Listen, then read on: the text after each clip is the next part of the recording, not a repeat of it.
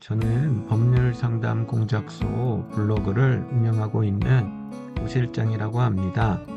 상간자 소송의 경우에는 어떤 경우는 민사소송으로 진행되는 경우가 있고 어떤 경우는 가사소송으로 진행되는 경우가 있습니다.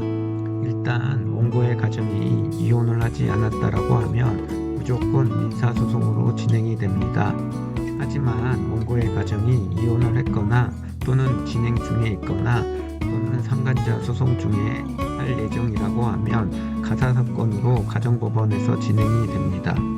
물론 원고의 가정이 이혼을 한 경우 또는 할 예정이라고 하면 원고가 외도한 배우자로부터 위자료 명목으로 받은 것이 있는지에 따라서 원고의 청구가 기각이 될 수도 있고 위자료가 감액이 될 수도 있습니다.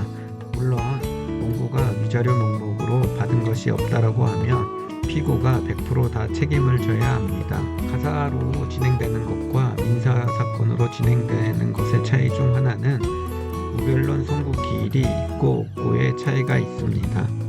가사소송의 경우에는 아무리 피고가 무대응을 하더라도 무조건 재판이 열린 후 판결 선고가 나게 됩니다. 하지만 민사소송의 경우에는 피고가 суд장을 받은 후 최소 2-3개월 이상 부대응을 할 경우에는 무변론 선고기일이 지정되고 선고기일 전까지 답변서를 제출하지 않으면 원고가 청구한 금액 100%를 인정해주는 무변론 판결이 나오게 됩니다.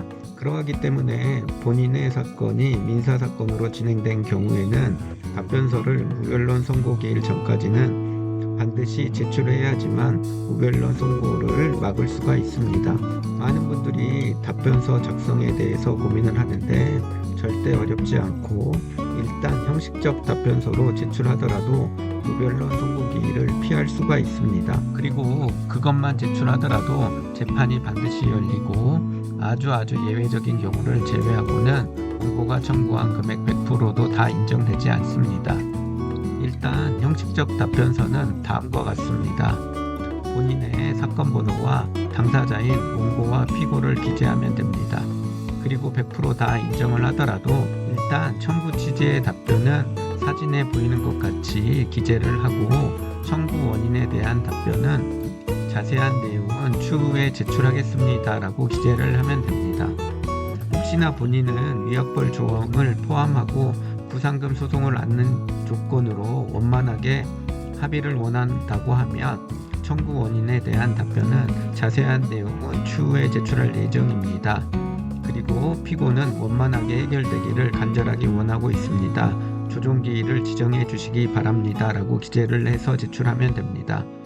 피고가 조정을 원한다라고 하면 법원은 원고가 반대를 하지 않는 이상 조정기일을 지정하게 되고 이때 참석을 해서 원고 측과 적당한 위자료 액수로 합의를 시도해 볼 수가 있습니다.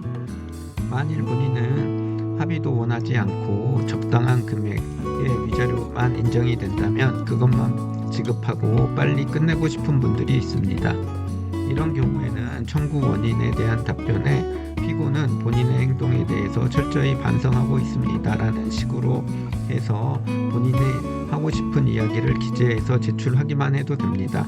일단 형식적인 답변서만 제출하더라도 법원은 무변론 선고기일을 지정하지 않고 그리고 재판기일을 지정하게 됩니다. 그러면 재판을 앞둔 2-3주 전에 본인의 구체적인 항변의 준비서면을 제출하면 됩니다. 이때 준비서면에는 피고의 하소연을 기재해도 되고 원고의 청구를 기각시킬 수 있는 사항이 있다고 하면 그 부분에 대해서 기재를 하면 됩니다.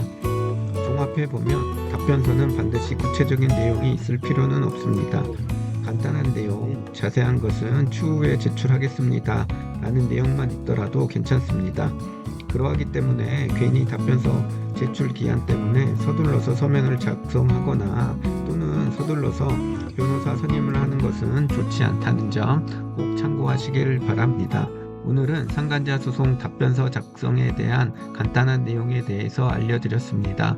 보다 자세한 것은 법률상담 공작소 블로그를 확인하시거나 저에게 연락을 주시면 보다 더 자세하게 상담을 해드리도록 하겠습니다.